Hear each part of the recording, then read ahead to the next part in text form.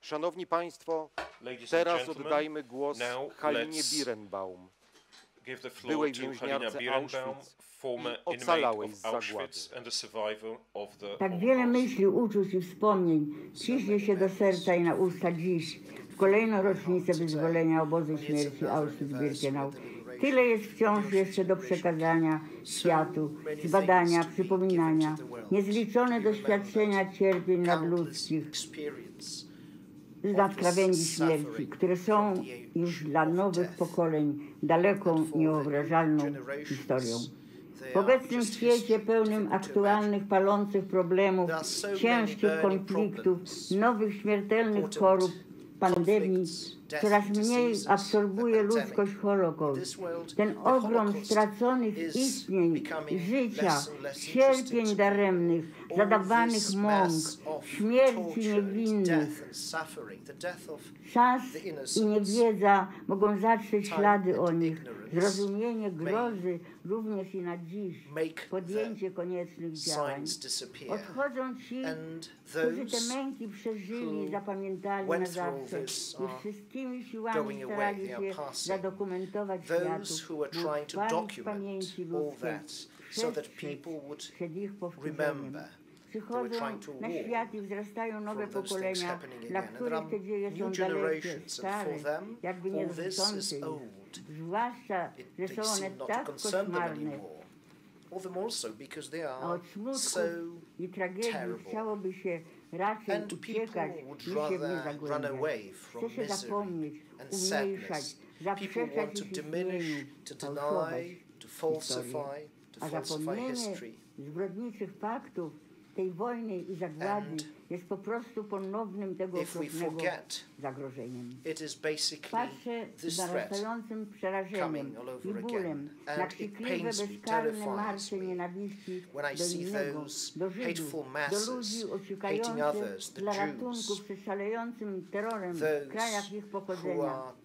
Znamy aż nazbyt dobrze. Jest jeszcze sprzed Auschwitz, wrzask żądnych krwi ogłupiałych, zatrutych nienawiścią młodziaków, nie tylko młodziaków, od śmierci Żydom, znów rozgrzewających chwacko w dozwolonych marszach ulicznych. A w następstwie komory gazowe, śmierć straszna milionów, mojej rodziny, bliskich, cudem niepominiętej, ale przeżywanej bliska, dzień po dniu w ciągu 2 lat na Majdanku w Auschwitz. Widziałam wciąż ten ogień ze ciał, oddychałam duszącym dymem zawieszonym nad całym obozem w Auschwitz. Oto znaczyły i znaczą hasła śmierć Żydom, śmierć ludziom innym. Śmierć u końca czeka i zabiera nas wszystkich z powodu wieku, w wypadkach w normalnych czasach, od wzrastających cudów techniki, glorii, rozumu i wiedzy, geniuszu.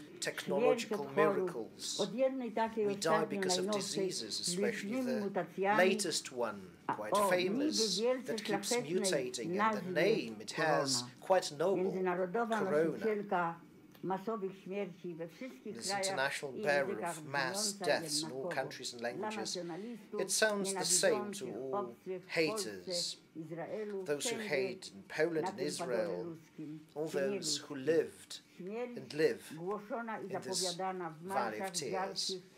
Death announced in those marches of those who claim to be patriots.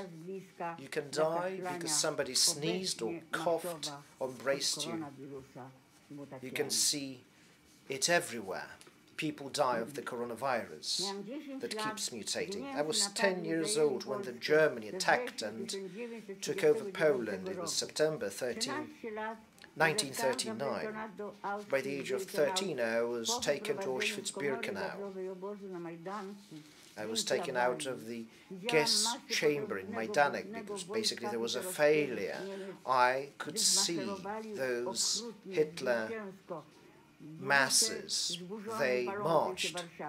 I could see burning Warsaw, and for a few years I was breathing the death and the crimes of the Nazis, and they ruled, and the crimes harmed everybody, the Jews, the Poles, and they would execute their plan of total destruction.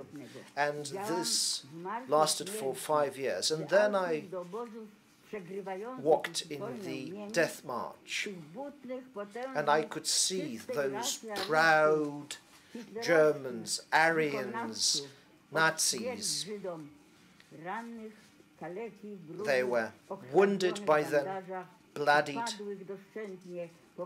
fallen, returning to their destroyed houses, to their families in their own country.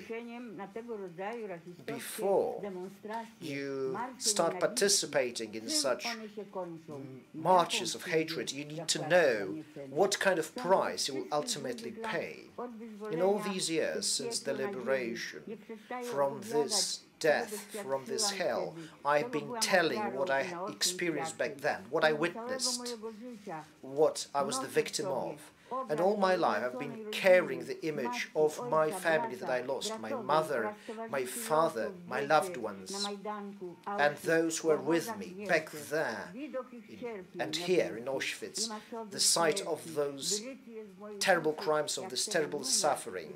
And I can see it in my soul, like this number that I have still in my forearm. I do regret.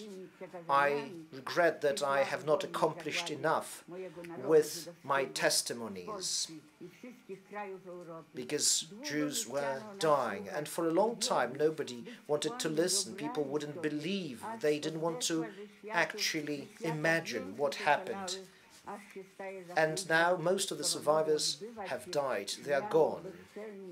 And thus you see those proud marches of hatred and the cries again: death to Jews, to aliens, to others, to refugees, to those who are different. The death will arrive, because it comes to all. Nobody lives forever, neither the strong ones nor the weak ones. Only memory perseveres and lives on from generation to generation.